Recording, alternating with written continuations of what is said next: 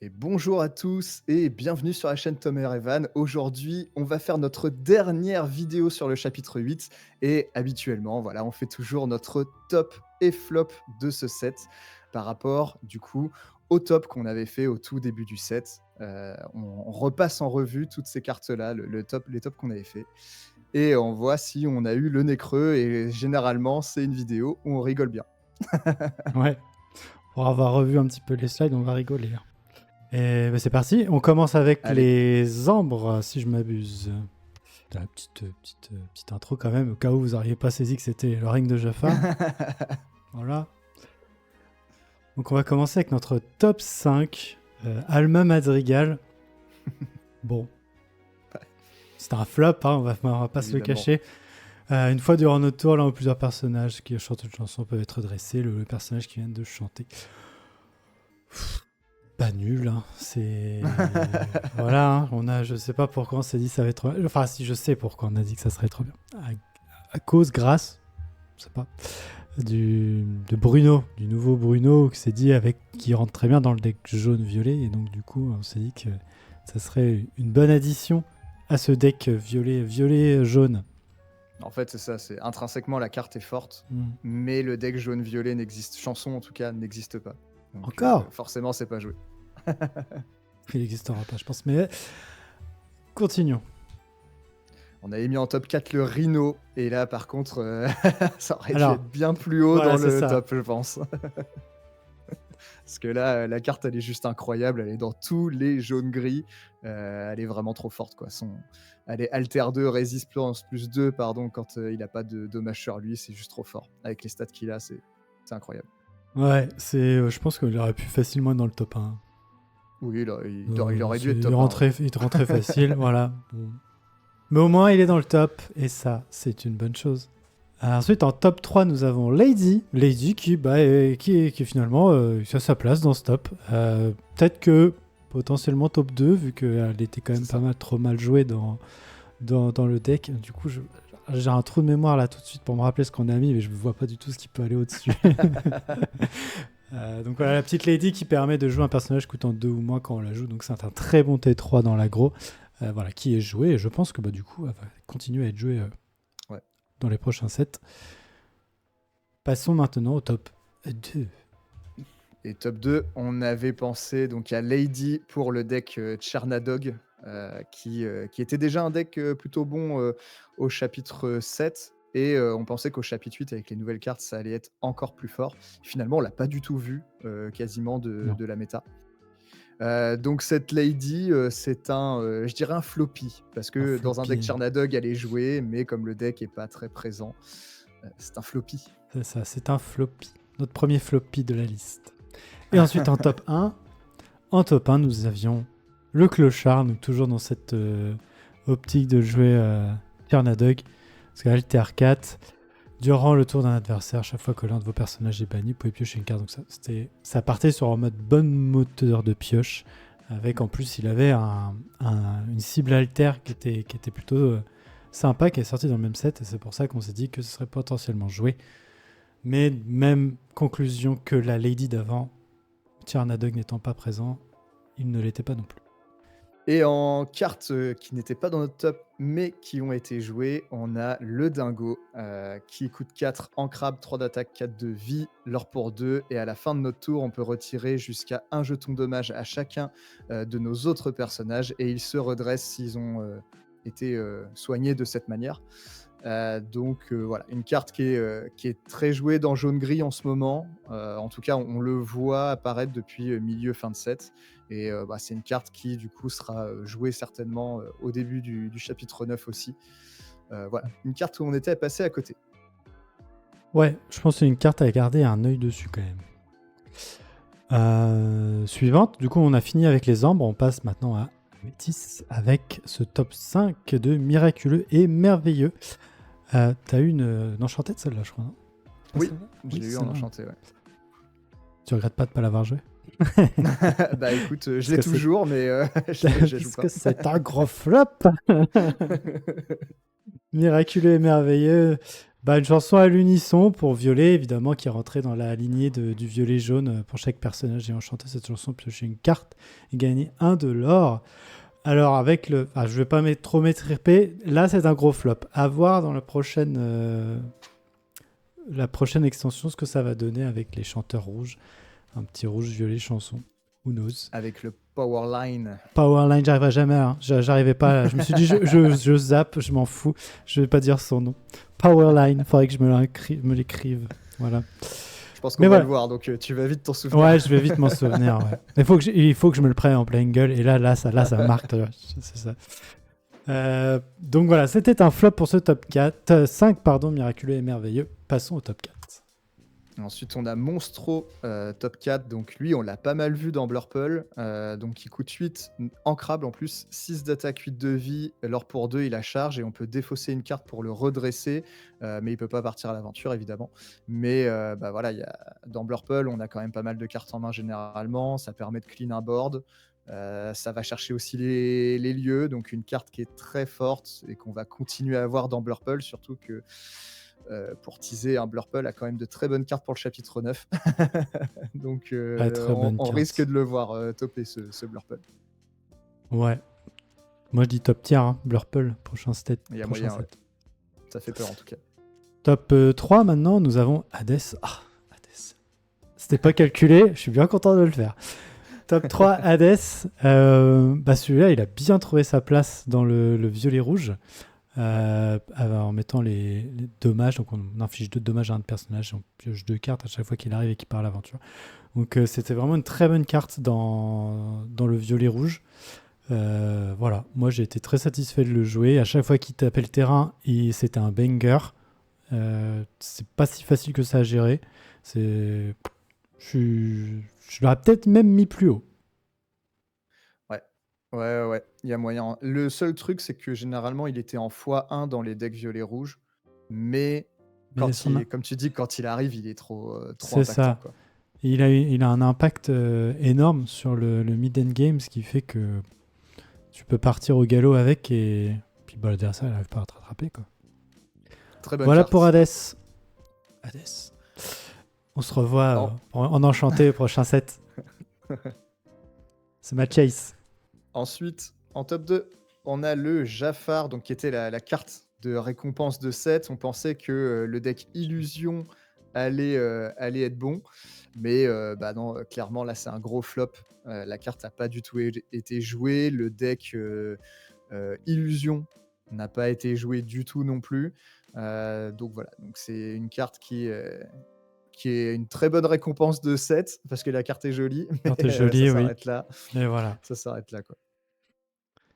Donc c'est un flop, ce petit Jafar. C'est un flop, voilà. Et ensuite, nous passons à notre top 1. Un énorme flop. Ouais. Dans un autre monde, on peut fatiguer. Faut pas fatiguer, excusez-moi, je suis fatigué. On peut épuiser un autre personnage pour chanter. On peut prendre un personnage épuisé, le mettre dans la réserve d'encre de son propriétaire face cachée est épuisé. Flop.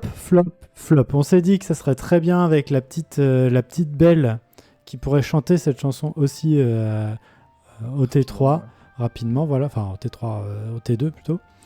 Mais au final, elle a pas eu l'impact qu'on pensait quand même sur le Blurple.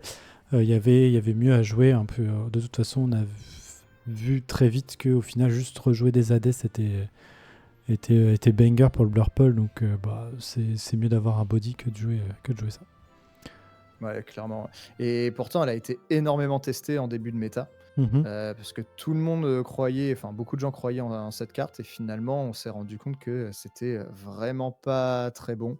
Vaut mieux jouer finalement libéré délivré ou Hades, évidemment, comme tu dis. Mais limite libéré délivré en fait est plus impactante, puisque là il n'y a pas besoin que le personnage soit épuisé, quoi. C'est ça. Là, la condition d'épuisement était trop stricte. Et en early, ça fait ramp l'adversaire, t'as pas trop envie en early. Exactement. On peut ancre ses propres persos, mais bon. Ouais, non. Voilà. Passons à la prochaine oubliée. Le garde royal. Donc c'est une carte qu'on a beaucoup vue du coup dans Blurple. C'est un très bon T1. Donc il coûte 1 ancrable, 1 d'attaque, 2 de vie. Et à chaque fois qu'on pioche une carte, il gagne offensif plus 1. Et ça se cumule en fait pour le reste de ce tour. Donc comme Blurple est un deck qui pioche beaucoup, il y a aussi des cartes comme qui trouve garde ou ce genre de choses. Et là, il peut monter vraiment beaucoup en attaque. Et c'est un excellent T1 qui peut aller chercher même des grosses cartes. Et maintenant, on va passer à notre prochain top. Émeraude. Émeraude. J'ai failli dire Améthyste. Je savais que c'était pas Améthyste. Émeraude, top 5. Fred, bon, voilà. Nul. On l'a pas vu. Après, on l'a mis dans l'optique de voir un peu plus le vert bleu aussi avec les altères. Parce qu'il a son altère. Voilà. Donc, dans un monde où il y avait quand même pas mal de glace à l'eau aussi, fut un moment d'objets qu'on voulait retirer, on s'est dit que c'était potentiellement un bon ajout, une bonne cible à alter, donc c'est pour ça qu'on l'a mis dans ce top 5. Mais malheureusement, il n'a pas eu l'effet escompté. C'est un flop. Yes. Et la prochaine, c'est un flop aussi. C'est un petit clochard, voilà, c'était le support d'alter justement au jaune-vert de tout à l'heure. Bah voilà, Chernadog n'a pas vraiment été joué, et même en Chernadog, cette carte-là, elle n'est pas jouée non plus, donc c'est juste pas bon. Tout Non, simplement. c'est pas bon. Gros flop. C'est top flop, pas bon. Genre, pas bon. Passons au top 4 qui était Gogo Tomago, qui malheureusement subit le même traitement que Fred. On pensait que cette carte aurait un bon impact dans le violet, dans le vert bleu. Je suis pas daltonien pourtant, je vois bien mes couleurs. Et ah ouais, là ouais, c'est dur. C'est un flop, voilà, elle n'a pas eu sa place, on l'a pas vu du tout. Il y a eu des essais mais pas concluants. C'est un gros flop. Passons au top 2. Top 2, on a le Capitaine Crochet, l'alter vert-gris. C'est une très bonne carte, mais malheureusement, le deck vert-gris n'a pas été très joué, en tout cas en Europe, un peu plus aux États-Unis. Et je dirais que c'est un topi. Voilà, c'est au milieu. C'est un topi, parce que tu veux pas trop le voir descendre. Non, en vrai, c'est une très bonne carte. Je pense que c'est par contre, post-Rota, ça va être très joué. Et la carte est forte, c'est juste que dans la méta du 7-8, ça n'a pas trop trouvé sa place, quoi. C'est ça. Et une autre qui n'a pas trouvé sa place, c'est aussi notre top 1, Maui, qui sur le papier était pas mal. Parce que du coup, cette carte, quand elle est bannie, elle peut soit placer 2 dommages sur chaque adversaire, bannir tous les objets ou bannir tous les lieux. Donc elle était assez polyvalente. Elle l'aurait pour 3, c'était une 4K, donc sur les stats, elle n'est pas dégueu. Mais malheureusement, le vert gris n'étant pas joué, on ne l'a pas vu. Peut-être que plus tard, elle aura un meilleur impact ou volonté d'être dans un deck vert-gris. Mais pour l'instant, non. Peut-être après Rota. Mais je vois pas comment, vraiment. Ensuite, on a oublié quelques cartes, évidemment, côté Émeraude, et des cartes qu'on a beaucoup vues dans le violet-vert, c'est Abaisse le levier et Passe ce levier-là. Donc de très bonnes cartes de gestion et de pioche à la fois pour ce deck-là. Ça a été extrêmement joué, surtout dans le deck discard. Et un peu moins dans le tempo aggro, mais parfois ça y était quand même. Et voilà, c'est juste extrêmement fort. Le passe-levier là est une des meilleures cartes de gestion du jeu actuellement. Donc voilà, des cartes qu'on n'avait pas citées lors de notre top. Ensuite, on avait le tic. Oublié, mais j'en avais parlé. J'avais dit, celle-là se matche bien en T4 après un prince-Jean, mais on avait d'autres cartes qu'on pensait être un peu meilleures quand même, donc c'est pour ça qu'elle n'est pas arrivée.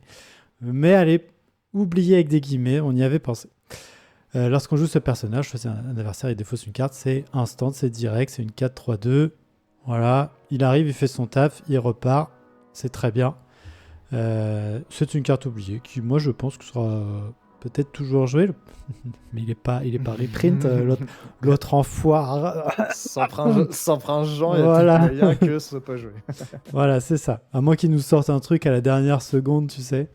Moi, je Allez, casse au tout. fait, Moi, je casse tout. Si la dernière carte qu'ils annoncent, c'est Prince Jean, reprint, je pète tout. Enfin, vous voyez le décor là? Elle est cassée. Bon, j'arrête le jeu. j'arrête le jeu, mais oui, voilà. Il n'y a pas de raison. Non, mais c'est clair. Et en plus, ce tic, mine de rien, bah, même quand il a fait son effet, il a 3 d'attaque. Donc Bah, il c'est peut ça, prendre donc un- il peut emporter quelque chose avec lui Ouais. dans la tombe.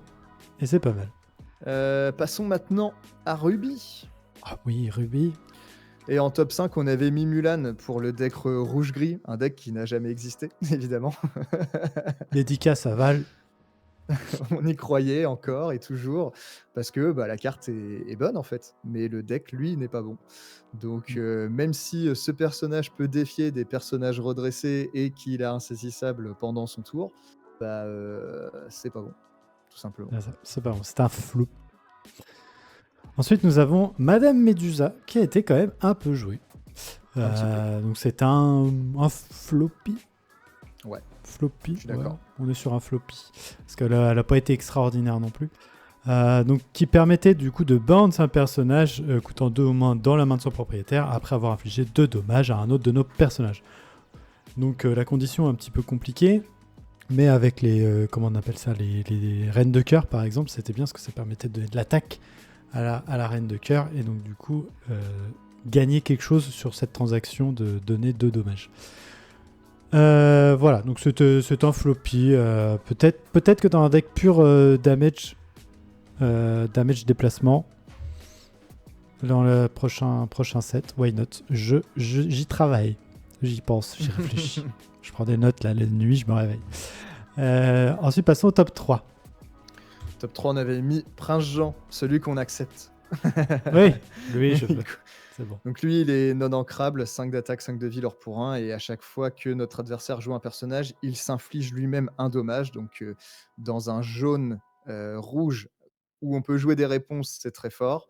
Mais finalement, le jaune-rouge, on l'a très peu vu. En tout cas, c'était pas un deck très méta. Donc en soi, c'est un floppy, pardon, je dirais. Et si réponse n'est pas réédité, je pense que la carte aura du mal. Il y a toujours le dingo, mais Pour, si... pour le jaune-rouge, mais après, dans le Ouais, violet-rouge, il peut être intéressant aussi à jouer. ok. Avec le Je sais- déplacement de Ah dommages, oui, ta belle, ouais, tout ça, enfin voilà. c'est vrai, La belle étant rééditée, elle peut faire quelque chose avec ce prince Jean. c'est vrai. J'avais pas vu ça comme ça, mais ouais, carrément. Des fois, je réfléchis. Pas croire. Ensuite, en top 2, nous avons un flop énorme. Et non, Ma chère j'avais- mademoiselle. J'avais même oublié la carte, tu vois. Moi aussi, ça, en regardant les cartes, je fais ah oui, oui, top 2, ouais. Ouais. Oh là Top 2, là. lumière, alter 3, formidable. Insaisissable. Chaque fois que l'un de vos objets est banni, ce personnage gagne plus 1 de l'or pour le reste de ce tour.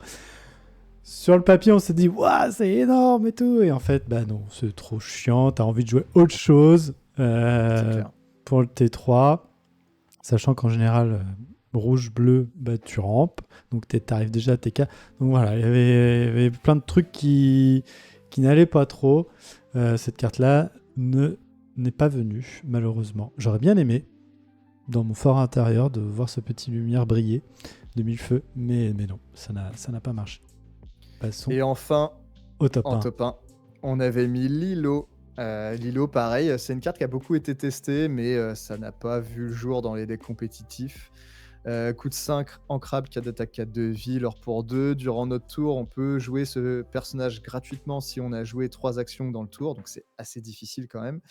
Et lorsque l'on joue ce personnage, on peut choisir un autre personnage et le redresser. Mais ce personnage ne peut pas partir à l'aventure, évidemment. En soi, sur le papier, ça peut être fort, mais jouer 3 actions, c'est pas simple. C'est pas simple. Il y a eu des tests quand même avec Ouais, cette carte-là. Quand ça passe, c'est sympa. C'est plutôt pas mal, mais il faut jouer que des petites actions, des petites chansons faciles à faire de la value dessus. Mais le problème, c'est que c'est trop compliqué à poser en fait. il y a plus simple à jouer et plus voilà, impactant. exactement. Passons aux oubliés. Il n'y a pas Non. d'oubliés. Il n'y a pas d'oublié en rouge, j'avais Ok. juste des trucs nuls. Voilà. Donc il n'y a pas d'oubliés en rouge, que des trucs nuls. Voilà. On peut passer directement à Saphir. Et oui. Top 5, le collier incrusté. Et ben moi j'y croyais. J'y croyais vraiment cette carte. Parce que je me dis que c'est de la rampe un peu gratuite. Et en fait, ça n'a jamais été joué. Après, est-ce que c'est parce que c'est une vert bleue et qu'elle aurait Ouais. pu être jouée autrement? Clairement, ouais. Donc du coup, voilà. En plus, voilà, on avait Comtesse sur la carte. C'était stylé. Non, mais l'effet est hyper fort, je trouve. Mais voilà, c'est juste que vert bleu, c'est pas forcément un deck où tu as envie d'incliner tes personnages pour qu'ils se fassent taper dessus. Donc, bah, ça colle pas dans le deck, quoi. Mais la carte est forte. Voilà. Plus tard, peut-être. Qui sait? Elle aura sa place. Passons au top 4. Et on a Perdita dans le deck jaune-bleu, pareil. Ça n'a pas été joué du tout. Même en jaune-bleu aggro, je crois que c'était pas dans le deck, il me semble. Lorsque l'on joue ce personnage, on peut placer toutes les cartes personnages chiots de notre défausse en réserve d'encre face cachée épuisée pour ramper. Non, c'est juste pas bon du tout. Et le deck en lui-même n'est pas incroyable non plus, à part des versions très aggro qui peuvent fonctionner. Mais du coup, ça joue pas Perdita.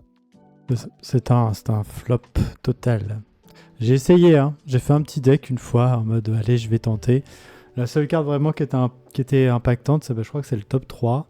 C'est la prochaine, ouais. C'était le Ludwig van Drake, qui lui, du coup, avait, comme on le rappelle, l'effet de il en faut peu pour être heureux et de La grand-mère la grand-mère Tala. Voilà.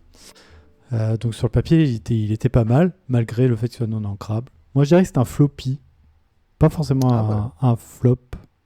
Moi, j'irais même jusqu'à Topi parce qu'au championnat du monde, on l'a vu un peu. Ah ouais? Ouais. Je m'en rappelle plus. Il y a eu des joueurs, dont des joueurs français, qui jouaient jaune-bleu aggro. Et ce Ludwig van Drake. Moi, je pense que si tu joues jaune-bleu, de toute façon, tu es obligé de jouer Ludwig van Drake parce que c'est une très bonne carte dans ce deck. Tu peux pas ne pas le jouer en fait. Et ensuite, en top 2, on avait mis Ratigan. Donc ça, c'est un gros flop, malgré que la carte soit bonne. Mais c'est juste que ça n'a pas trouvé sa place dans les decks Saphir aujourd'hui. Post-rotation, peut-être. On va en dire ça pour beaucoup de cartes quand même. Mais voilà. Donc il coûte 8 en crabe, 6 d'attaque, 7 de vie. Alors pour 4, il a hors d'atteinte. C'est surtout pour ça que c'est fort. Par contre, si on n'a pas ancré pendant ce tour-là, eh bien, il doit se bannir. Mais généralement, quand on joue bleu, on ancre une carte à chaque tour. Donc ça semblait fort sur le papier et ça n'a pas du tout été joué. Je ne vais rien rajouter là-dessus. Passons au top 1, qui était la Nouvelle-Orléans, qu'on n'a pas assez vu à mon goût, voire pas du tout, qui me permettait du coup de révéler une carte coûtant 6 ou moins de la jouer gratuitement. J'avais beaucoup d'espoir sur cette carte, mais malheureusement, c'est un gros flop. Hein. On l'a pas vu du tout. Pas du tout. C'est dommage. Peut-être après rotation. On va dire ça à chaque fois. Voilà, on verra. Mais je pense pas que ça va être compliqué de la jouer. Ouais, ça paraît, ça paraît compliqué. Ouais. Puis c'est une carte morte, quoi. Genre, tu l'as dans la main, 6 chansons non ancrables. Ouais, c'est chaud. T'es déçu. Passons aux oubliés. Il y en a pas. Ah, il y en a pas. Merde. C'était nul aussi côté bleu. C'était nul. Bah, du coup, on passe à gris. Allez, hop. Bah, allez, on passe à acier. En acier, on avait mis en top 5 la Jasmine pour le deck bleu-gris. Et bah, ça n'a pas du tout été joué. Pareil, bleu-gris n'a pas du tout été joué ce set.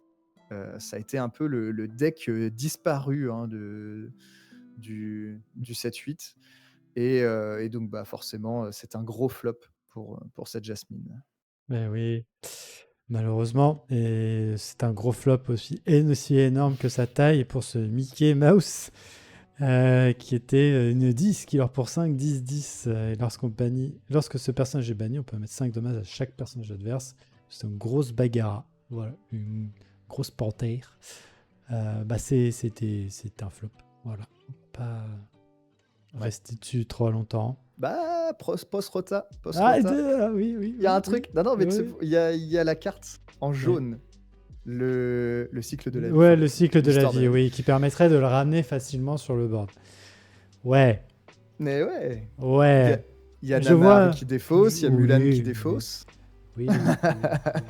Il y a des trucs à faire. Il y a des... Oui, oui. Ouais. À voir. J'ai hâte de voir. Ça a l'air compliqué ce combo. Ensuite, en top 3, mon cher. En top 3, on a le tapis volant. Donc, c'est une illusion. Il coûte 3 en crabe, 2 d'attaque, 4 de vie, l'or pour 2. Il donne offensif plus 1 à nos illusions. Donc, comme le deck illusion n'a pas vu le jour, bah, ce tapis non plus. Voilà. Passe pas au bon. top 2. Plan désespéré. Si vous n'avez aucune carte en main, piochez jusqu'à avoir 3 cartes en main. Si vous défaussez n'importe quel nombre de cartes et piochez-en autant. C'est un flop. On ne l'a pas vu. Il y a eu des tests au début, mais après, c'est vite passé à autre chose. On a plutôt vu une carte qu'on a oubliée. On en parlera après. Bah, en fait, Plan désespéré a un gros défaut. C'est qu'elle n'est pas ancrable. Et du coup, quand on en joue 3 ou 4 dans le deck, bah, si t'en as 2 en main, tu peux pas faire son effet, quoi. C'est compliqué. C'est ça. C'est vraiment pas bon. Et en top 1, on a Namahari. Namahari, je dirais que c'est un topi. Elle était un peu jouée dans des decks violet, gris, jaune, gris, etc. Et par contre, je pense qu'on va beaucoup la voir au prochain set. Encore une fois. Oui. Encore une fois. Mais elle coûte 5 en crable, 0 d'attaque, 5 de vie, l'or pour 2. Et lorsque l'on joue ce personnage et au début de notre tour, on peut piocher, défausser une carte. Et ce personnage a plus 1 d'attaque pour chaque carte dans notre défausse. Donc elle obtient énormément d'attaque. Très, très souvent en tout cas. C'est très vite une 5-5 hein, de base, minimum. Et après, ça ne fait que monter. Feu du dragon. Voilà. Ensuite, on va passer aux oubliés. Et bien sûr, Beyond the Horizon. Une chanson qui a été énormément jouée par le deck jaune-gris, de Steel Song, principalement. Un petit peu, ouais. Surtout sur la fin de set. Je trouvais qu'on le voyait beaucoup plus dans les fins de set que dans les débuts. Il pouvait remplacer facilement ce rêve bleu et pour avoir un meilleur impact de card management par rapport à l'adversaire. C'est ça. Et dans le vert gris aussi avec Prince Jean. Aussi. Mais effectivement, on l'a vu un peu. Ce rêve bleu était quand même plus populaire que Beyond. Mais c'est vrai qu'on l'a vu pas mal. C'est un top de ce chapitre. Une carte qui a beaucoup marqué les gens, en tout cas, je trouve. Ouais. Ensuite, on finit avec un magnifique pigeon. Voilà. Vinny le pigeon. Durant le tour de vos adversaires, chaque fois qu'un de vos personnages est banni, gagnez un éclat de l'or. Bah voilà, j'ai envie de dire, juste à dire l'effet, c'est dit. Ça a été joué. C'est avec son 4 de vie en fait qui le rend intéressant. Ça a été beaucoup joué au début, si je me rappelle bien. Au début du set, on le voyait pas mal. Voilà. Moi, j'ai pas grand chose à dire sur ce pigeon. C'est pas une carte incroyable. Ça n'a pas non plus fait des gros tops, mais ça a été joué. Ça a été joué, on est en floppy quoi. Voilà. Ouais, topi floppy, ouais, c'est ça. Moi, je peux pas mettre ça dans un top. Sur une petite touche. Regarde-moi ce pigeon là que je regarde. Voilà. Mais oui, bah voilà, il fallait en parler de ce pigeon. On l'a fait. On peut passer à autre chose. Oui. Et c'est fini. Voilà. Ben voilà pour ce top et flop du chapitre 8. Globalement, pas ouf. J'ai envie de dire. On a. Faut pas qu'on se dise oui, mais si ce deck là. Voilà, ça, faut arrêter. Ça fait 2 sets qu'on se fait ça. On a compris. Voilà. Stop. Après, pour notre défense, le set n'a pas eu non plus beaucoup de très bonnes cartes finalement. Après, il fallait aussi composer avec ce qu'on nous donnait et c'était compliqué. Nous, on prend 5 cartes, les 5 qui nous semblent les meilleures, mais il y a des couleurs, il n'y a pas 5 bonnes cartes. C'est ça. Comme vous pouvez le voir, il n'y a pas eu d'oubliés sur toutes les couleurs. Ce qui fait que on a un peu ramé quand même pour retrouver des cartes top 1. Ouais, le set n'a pas été incroyable en tout cas. Ouais. la méta était cool, Ouais. mais les cartes du nouveau set étaient pas dingues. Vivement chapitre 9. Mais oui. Mais oui, parce que cette vidéo va clore le règne de Jafar, du moins pour nous en tout cas, et on va pouvoir tourner la page. Mais toi, en plus, depuis le début de la vidéo, t'as déjà le background, le mec il est prêt. pour- Moi j'attends, je veux Fable, c'est maintenant les gars, je le veux. C'est pour annoncer la transition, tu vois. Ah c'est beau. Ah c'est bien parce que ça fait une vidéo de 35 minutes et je l'avais pas encore vue. Voilà. Bon, eh bien, on espère que cette vidéo vous a plu. On va vous laisser ici. À très vite pour de nouvelles vidéos. On va sûrement faire un top de Fable très bientôt. Parce que toutes les cartes vont bientôt être annoncées. Et puis, bon, on vous dit à très vite sur la chaîne pour de nouvelles vidéos. Boujou! Des boujous.